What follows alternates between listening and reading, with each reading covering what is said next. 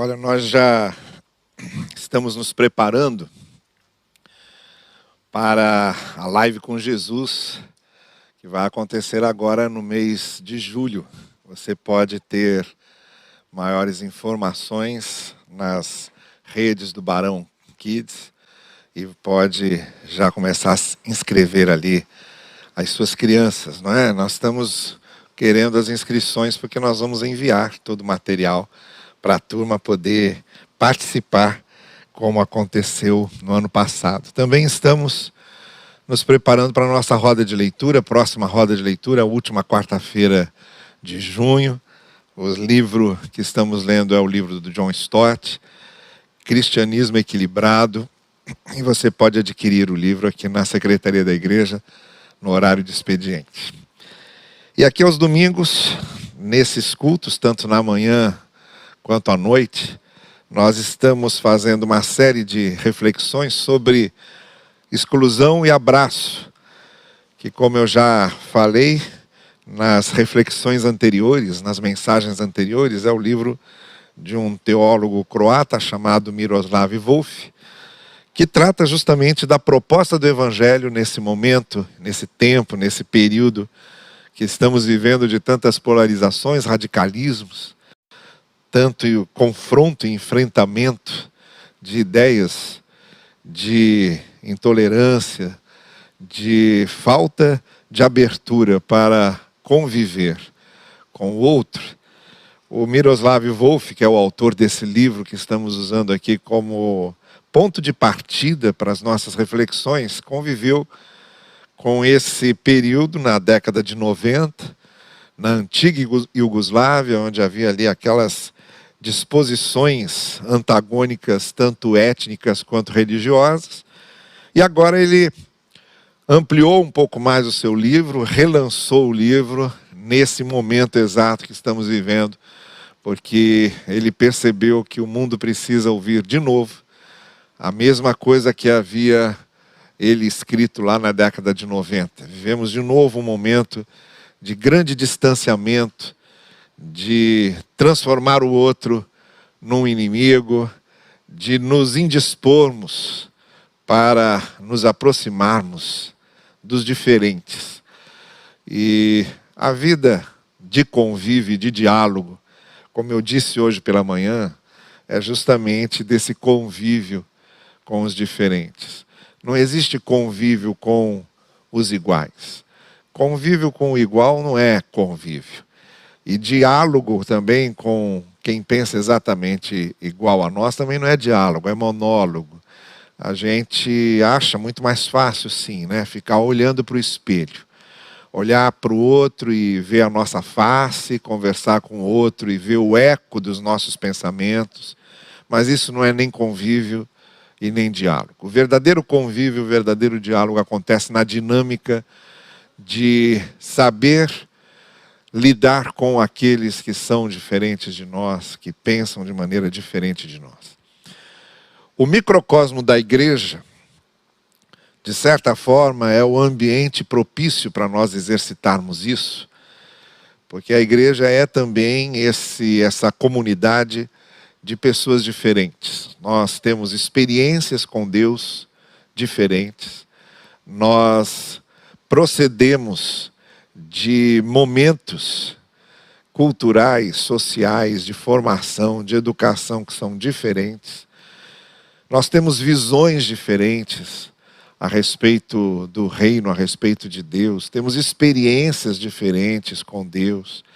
Deus, para cada um, tem um tipo de graça, um tipo de tratamento, uma maneira de lidar, porque Deus é aquele que logo inicialmente respeita a nossa estrutura, o que somos de forma mais individual, mais identitária. E na igreja nós convivemos com essas diferenças, nós temos dons, talentos diferentes, temos opiniões diferentes. Então esse é um microcosmo ideal, onde exercitamos esse tipo de convívio para ampliarmos isso para fora. E é nesse convívio do corpo de Cristo, da comunidade cristã, que nós principalmente conhecemos a proposta do Evangelho, que é a proposta do abraço, que é a proposta do acolhimento, que é a proposta do convívio.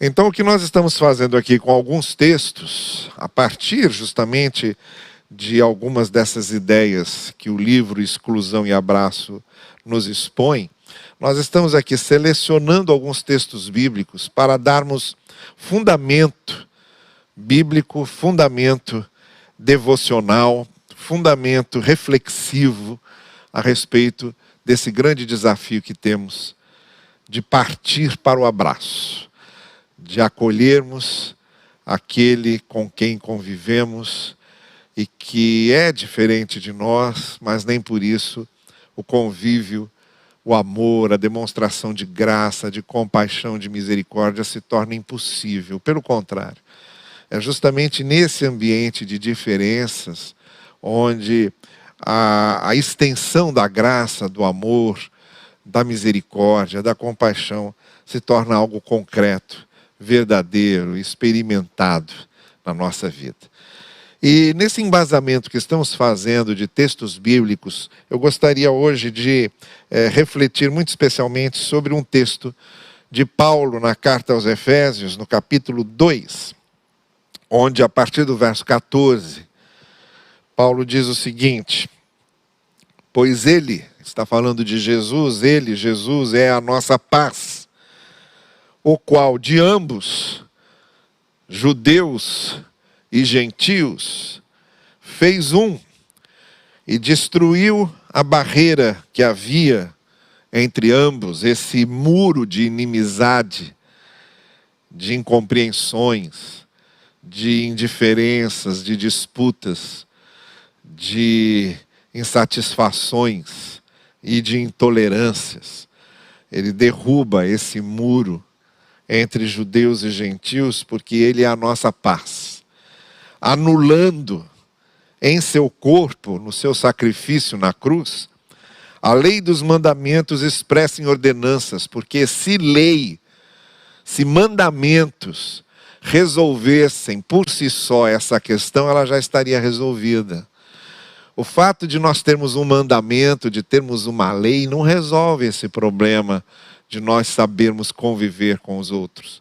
Foi preciso fazer algo que agisse de forma mais profunda e definitiva nas pessoas. Daí porque a gente já falou aqui do fato de que nós não precisamos de um grupo social novo, nós precisamos de pessoas novas. Não são grupos sociais que estabelecem a possibilidade do convívio, mas são pessoas novas, pessoas transformadas que estabelecem essa possibilidade. Então, Deus foi lá, na raiz do problema e pela cruz de Cristo, pelo que Cristo fez, e anulou lei e mandamentos que, afinal de contas, não serviam mesmo para resolver o problema. O objetivo dele, diz Paulo, era criar em si mesmo, nele, criar nele, em Cristo mesmo, dos dois, uma só humanidade, um só ser, a partir dele, fazendo a paz e reconciliar com Deus os dois, judeus e gentios, em um corpo, que é o corpo de Cristo, e por meio da cruz pela qual ele destruiu essa inimizade, essa impossibilidade de convívio. Ele veio e anunciou a paz a vocês que estavam longe e paz aos que estavam perto.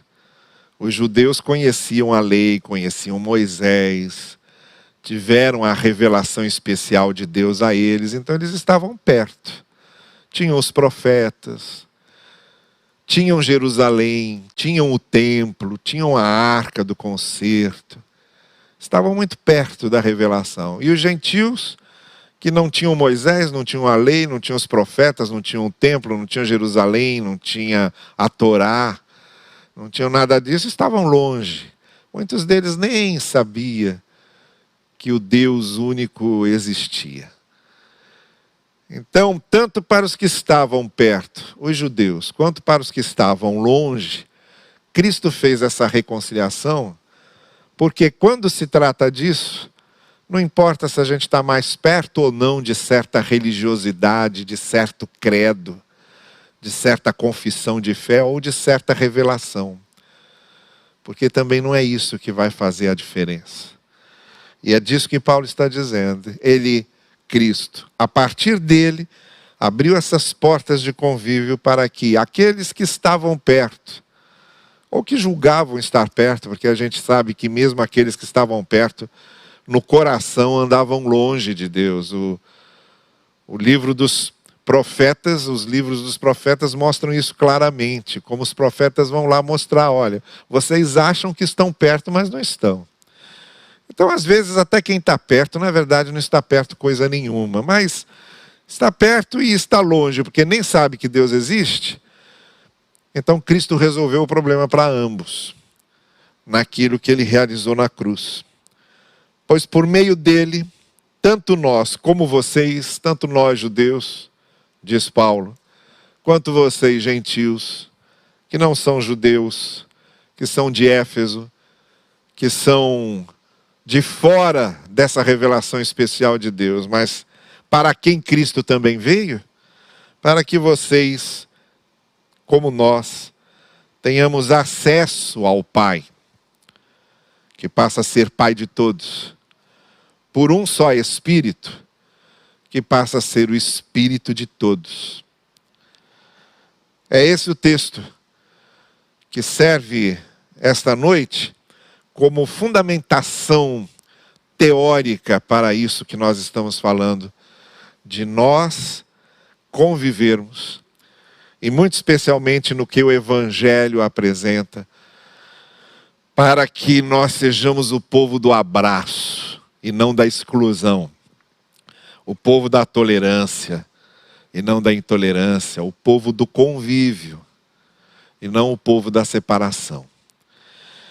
Então vamos notar aqui algumas coisas. Eu queria primeiramente chamar a atenção de quantas vezes Paulo usa aqui a palavra paz, mas em episódios diferentes, em contextos diferentes. Ele começa dizendo que Cristo é a paz. Cristo é a nossa paz. Depois ele vai dizer, ele fez a paz. Ou ele proporcionou a possibilidade de paz. E depois ele vai dizer que anunciou a paz a quem estava perto e a quem estava longe. E essa é a primeira coisa que eu gostaria de realçar aqui essa noite como fundamentação básica para a possibilidade do convívio, do abraço, do acolhimento, da misericórdia, da compaixão, é o fato de que não só Cristo é a paz, mas ele veio trazer a paz e veio fazer a paz entre nós. O que nos leva a entender que não tem como separar uma coisa de outra. Não tem como nós dizermos que somos seguidores de Cristo e não priorizarmos essa questão, porque ela é prioridade no Evangelho. Ela é prioridade no Evangelho porque Cristo é a paz, Ele é a paz, nele a paz se configura, se revela, se concretiza, se mostra, se torna realidade, se torna acessível. Cristo é a paz, a sua identidade é a identidade da paz, o seu rosto é o rosto da paz.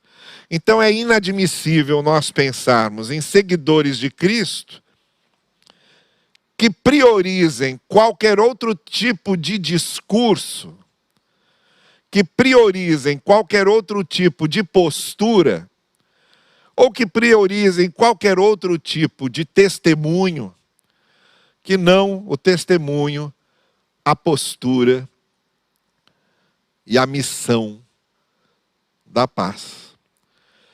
Então, evangelho e paz são sinônimos, porque Cristo e paz são sinônimos. O evangelho e paz são sinônimos porque revelação em Cristo e paz são sinônimos. Cristo, Evangelho e paz são sinônimos porque a missão de Cristo foi a paz. Foi trazer a paz e fazer a paz acontecer.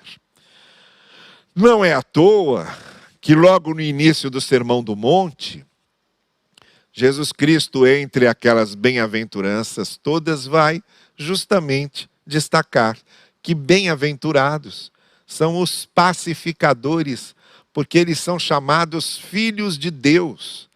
Deus é o grande pacificador, e o que nos dá identidade de filhos de Deus é reproduzirmos na nossa vida, na nossa conduta, na nossa relação com os outros, reproduzirmos a paz. Reproduzirmos a mensagem de paz, a ênfase de paz, o desafio de paz. Então, filho de Deus é filho da pacificação. Filho de Deus é filho do pacificador, porque Deus, ao enviar Cristo, estava mandando uma mensagem de paz. Ao enviar Cristo, Deus estava erguendo uma imensa bandeira branca para estabelecer a paz com a humanidade, para acolher a humanidade e trazer a humanidade a Ele em Cristo. Então essa é a primeira coisa que eu quero destacar. Vejam como nesse pequeno trecho, Paulo usa a palavra paz de três maneiras. Cristo é a paz, Cristo anuncia a paz e Cristo faz a paz. Faz com que a paz que Ele anuncia e que Ele é, se torne uma realidade na nossa experiência, no nosso cotidiano, na nossa vida. Então essa é a primeira coisa que forma essa base teórica da possibilidade de nos abrirmos sempre para o abraço, para o acolhimento, para o convívio, para a tolerância. É nós nos conscientizarmos de que é a alma do Evangelho, é a alma da graça, é a alma do perdão. Tudo isso só existe, Deus só se revelou em graça. Deus mandou Cristo, Deus perdoa o ser humano, tudo isso só acontece porque Deus tem esse objetivo maior de estabelecer a paz, nossa com Ele e nossa com os outros. Então essa é a primeira coisa, o abraço, o acolhimento, o convívio é importante no Evangelho. Nesse momento de profundas divisões, profundas rupturas, profundas fissuras que estamos vivendo no anima mundi que foi criado, nessa alma do mundo que foi estabelecida, nesse mundo que jaz no maligno que está aí atuante e que é justamente o contrário de tudo isso. É a intolerância, é a perseguição, é a radicalização excessiva, é a contrariedade excessiva, é a anulação do outro, é a indiferença para com o outro, é a raiva do outro, é o ressentimento do outro, é o ódio do outro. Tudo isso é o contra-evangelho. É a contraposição a tudo que Cristo é e veio estabelecer. Então essa é a primeira coisa. A segunda coisa que o apóstolo Paulo diz aqui aos Efésios é que Jesus Cristo veio reconciliar com Deus, judeus e gentios. Hoje pela manhã, no texto que nós lemos a respeito de Gálatas, nós vimos lá o apóstolo Paulo dizendo, olha, agora em Cristo, não há mais essas estratificações que costumamos fazer. Não há mais essas diferenças, não há mais judeus e gentios, senhores e escravos, não é? Hoje pela manhã eu estava dizendo que a mentalidade escravagista era a mentalidade natural da época, era muito natural ter-se um escravo, por exemplo. E quantas vezes, não é, Jesus Cristo falou em liberdade, falou em não sermos escravos. O próprio apóstolo Paulo escreveu uma carta inteira para um senhor de escravos, pedindo que ele recebesse o escravo que havia fugido e o acolhesse agora, não como um escravo, mas como um irmão em Cristo.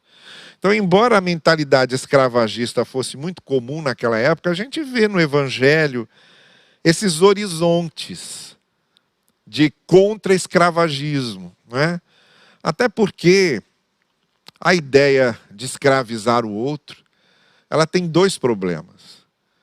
Qualquer tipo de escravização do outro que a gente proponha ou endosse ou reforce, ela desumaniza o outro, mas nos desumaniza. Sentir-se senhor do outro, sentir-se possuidor do outro, sentir-se dono do outro, querer dominar sobre o outro, nos torna desumanos. Pessoas que dominam, pessoas que oprimem, pessoas que exploram, elas estão se desumanizando. Não é só uma questão de você desumanizar o outro, você vai ficando seco. Então o Evangelho se coloca contra qualquer tipo de opressão, de exploração, de escravização, porque o elemento opressor, o elemento explorador, o elemento escravizador se torna desumano. Ele não percebe, mas ele vai secando, vai se tornando uma pedra insensível. Além, é claro, de desumanizar o outro que está sendo oprimido e explorado. Então o apóstolo Paulo diz, em Cristo, opressões, explorações, escravizações acabam, perdem o sentido, não há mais homem e mulher, porque estão ambos agora no mesmo degrau original de Gênesis, o degrau original de antes da queda, em que homem e mulher os fez à sua imagem. O que o texto original em hebraico sugere é que vemos uma parte da imagem de Deus no homem e uma parte da imagem de Deus na mulher, e a imagem de Deus inteira nós vemos apenas na comunhão dos dois. Entende? Então, coisas que colocam o homem num degrau superior ou a mulher num degrau inferior, coisas do tipo, não é? Elas estão distorcendo a imagem de Deus, porque a imagem de Deus você vê é na harmonização deles. Essa é a ideia original, que a queda desmanchou. O domínio de um sobre o outro começa depois da queda, então tem a ver com queda e pecado e afastamento da vontade de Deus. E em Cristo essas coisas são reconciliadas, por isso Paulo diz, em Cristo não há mais isso. Não há mais homem e mulher, não há escravo senhor, não há gentil e judeu. Essas diferenciações acabam. É a reconciliação que Jesus está promovendo nele. Então a gente fala muito na reconciliação do pecador com Deus. É uma coisa que nós pregamos e anunciamos muito.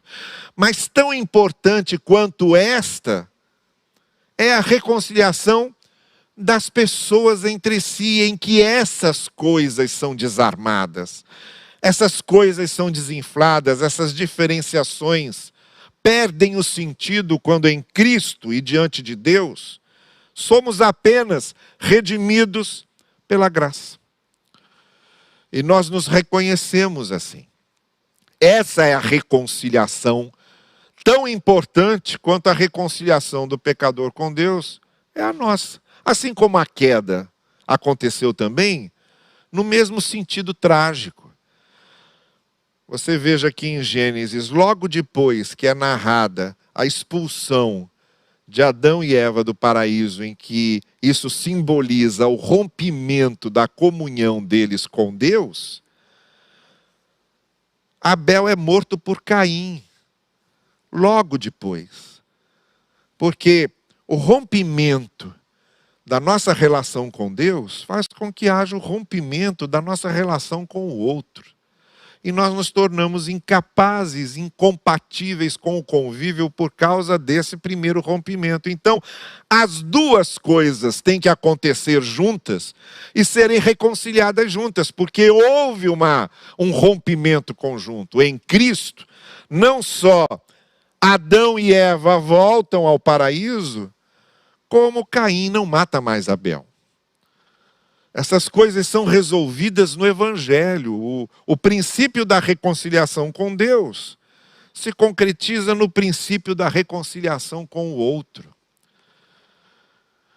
E aqui nós temos o apóstolo Paulo falando dessa obra da reconciliação que propicia o abraço, que propicia o acolhimento, que propicia o convívio sadio e saudável. Quando eu olho para o outro, eu estou vendo o outro diferente de mim, óbvio que sim. Ele tem a identidade dele, ele tem o contexto sociocultural dele, ele tem toda a herança cultural que ele recebeu, ele tem a história dele, que é diferente da minha. Claro que sim.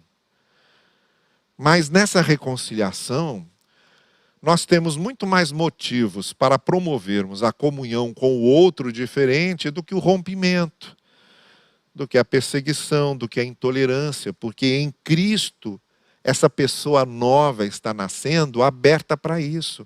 Uma pessoa que nasce de novo em Cristo, ela nasce aberta para essa reconciliação.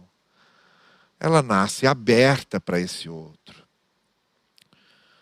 É claro que nesse convívio cultural entre judeus e gentios, ninguém estava pedindo para negar a cultura judaica e ninguém estava pedindo para negar a cultura gentílica. Paulo foi muito enfático nisso. Ele dizia, escuta, você que é gentil, que é de Éfeso, não precisa se circuncidar como os judeus se circuncidam, porque você não é judeu. Ou você que é gentil, que é de Éfeso, não precisa guardar o sábado como os judeus guardam, porque você não é judeu, você é gentil. Você que é gentil e não é judeu, não precisa ficar comemorando a Páscoa, porque ela é uma comemoração judaica, não faz parte da sua cultura. Agora, você pode viver o cristianismo dentro da sua cultura, assim como o judeu está vivendo ali o conhecer Cristo, com a herança cultural dele. Então Paulo fala disso, judeus e gentios convivendo juntos, sendo reconciliados em si, apesar dessas culturas diferentes, porque Cristo veio para isso, para abrir esses canais de comunicação. Mas como eu dizia, claro que há coisas que dessas diferenças culturais, nós também agimos com um elemento de transformação. Por exemplo, uma cultura que mata os recém-nascidos que nasceram com problemas físicos, porque eles não têm o direito de viver, por terem nascido com problema físico. Então mata-se essa criança. Há culturas que fazem isso. Claro que isso é inaceitável no Evangelho. E aí nós entramos com um elemento de transformação da mensagem do Evangelho para isso. Assim como brasileiros não precisam aprender a ser norte-americanos para serem cristãos, embora nossos missionários originários tenham sido dos Estados Unidos. Nós temos uma maneira de viver o cristianismo aqui com a nossa cultura, com nossos hábitos, com nossos costumes, com nossos ritmos. A nossa identidade cultural pode ser absorvida pela maneira de glorificarmos a Deus, assim como alguém da Ásia, alguém da África, alguém da Oceania vai viver o Evangelho na sua cultura. Claro, é disso que Paulo está falando. Essas diferenças em Cristo acabam e cada um vai servir a Cristo na herança cultural que possui, na identidade cultural que possui. E nisso nós nos abraçamos e convivemos juntos com todas essas diferenças. Essa é a reconciliação que o Evangelho produz em nós. E a terceira e última coisa, apenas para encerrarmos então. Então nós vimos aqui, nessa fundamentação teórica, que Cristo é a paz, veio anunciar a paz e veio fazer a paz. Por isso o abraço. E também ele veio fazer essa reconciliação, que é reconciliação com Deus e também, na mesma medida, reconciliação com o outro, convívio com o outro.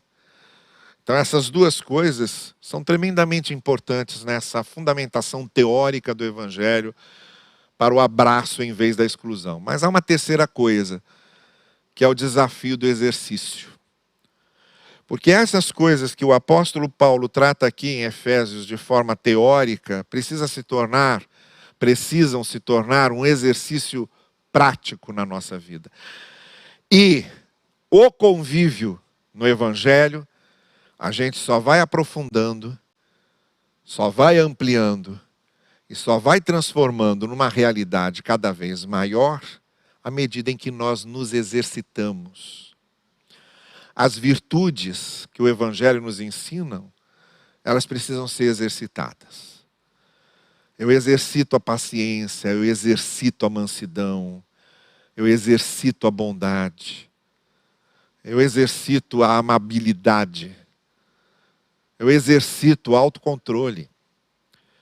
E nós temos uma coisa que é importantíssima para isso, que Paulo diz aqui: assim como nós temos um mesmo Pai, nós temos um mesmo Espírito que está em nós, em todos nós. E nos possibilita esse exercício, ele nos capacita para isso. Talvez se dependêssemos de nós mesmos, realmente seria muito mais difícil. Mas nós não estamos sozinhos nessa. Jesus nunca nos deixou sozinhos nessa. Olha, você quer ver uma coisa? Se o mundo seguisse muita coisa que Buda ensinou, também o mundo seria melhor. Se o mundo seguisse muita coisa que Confúcio ensinou, muita coisa seria melhor. 300 anos antes de Cristo, Confúcio já dizia uma coisa que Jesus ia dizer 300 anos depois. Não faça ao outro o que você não quer que o outro lhe faça. Essa lei da retribuição. Isso Confúcio ensinava antes. Se muita coisa que alguns líderes religiosos ensinaram ao fundarem suas religiões, há muita coisa boa que tornaria o mundo maior e melhor, sim, com certeza. Mas nenhum deles ressuscitou e disse que estaria conosco todos os dias para nos ajudar a viver o que ele ensinou. Isso só os seguidores de Cristo têm. Alguém que ensinou, passou simplesmente um conjunto de ensinos, há muitos. Todas as religiões começaram a partir de alguém que passou um conjunto de ensinos, o próprio Moisés, com os judeus. E desde quando que o fato de Moisés ter estabelecido a lei resolveu o problema do ser humano? O apóstolo Paulo vai dizer: olha, a lei só mostra que nós precisamos da graça. A lei de Moisés só mostra que a gente não vai nunca conseguir fazer aquilo perfeitamente. E que a gente precisa da graça. Agora, de todos eles, nenhum ressuscitou e disse: olha, eu vou estar junto com você para ajudar você a cumprir o que eu ensinei. Só Cristo disse isso. E só Cristo fez. Só Cristo disse que enviaria seu Espírito e que o Espírito dele habitaria em nós para nos lembrar do que ele ensinou e nos dar capacidade de vivermos o que ele ensinou. Só Cristo fez isso. Então você que é seguidor de Cristo, você tem uma vantagem enorme com você, que é ter o próprio Espírito de Deus em você, o próprio Cristo habitando em você, Cristo ressuscitado e vivo, acompanhando você, como ele disse que acompanharia todos os dias até o fim dos séculos, para fazer com que você colocasse em prática o que o Evangelho nos ensina a fazer. Temos essa grande vantagem. Então, se você não está conseguindo amar, ter misericórdia, ser pacificador, acolher e viver essa essência do Evangelho, o que pode estar errado é que Cristo não está vivendo em você. Porque a partir do momento em que Cristo está vivendo em nós, nós começamos esse exercício diário e nos tornamos capazes de exercitarmos isso na nossa prática, na nossa vida, no nosso viver diário. E aí se realiza aquela imagem tão conhecida já, tão propagada, do filósofo alemão Schopenhauer, dos ouriços no inverno, não é? Schopenhauer tinha uma visão muito pessimista da vida. Ele dizia: não existe vida sem dor. A dor é de tudo e de todos. E ele dizia: o convívio é feito com muita dor. E aí ele usa a imagem dos ouriços. Ele diz: esses ouriços no inverno precisam se agrupar para não sentir frio. Só que quando eles se agrupam, eles se machucam. E aí eles se afastam. Só que quando eles se afastam, eles sentem frio de novo, aí voltam a se agrupar. E nesse vai e vem de afasta e aproxima, eles conseguem encontrar um modo adequado de se acomodarem, de maneira que se aqueçam e ao mesmo tempo não se machuquem. Mas aí o Schopenhauer vai dizer, convive essa dor, porque a vida é dor. A vida é doer. A gente tem possibilidade de ter uma visão muito mais otimista do que essa pelo Evangelho, porque no Evangelho nós aprendemos sim que nós somos ouriços cheios de espinhos. E o Evangelho nos mostra assim, que com nossos espinhos a gente, quando resolve ficar junto, fere o outro. Em casamento, em núcleo familiar, em convívio de amigos, em igreja. Somos ouriços com espinhos que quando se agrupam, machucam. Isso é inevitável. Mas o Evangelho nos dá uma visão muito mais otimista do que pararmos aqui. O Evangelho nos diz que é possível acomodar isso, para que tanto nos protejamos do frio da solidão, quanto não machuquemos uns aos outros. E troquemos os nossos espinhos por braços que abraçam. Porque o que o Evangelho veio fazer e que Schopenhauer não viu, mas que o Evangelho mostra, é que nós não somos só ouriços com espinhos.